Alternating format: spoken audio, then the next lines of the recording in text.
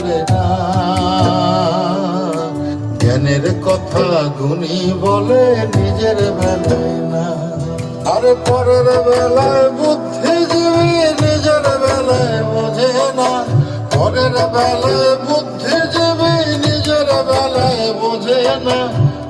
নিজের স্বার্থ কেউ কখনো একটা চুলো ছাড়ে না, নিজের স্বার্থ কেউ কখনো একটা চুলো ছাড়ে না।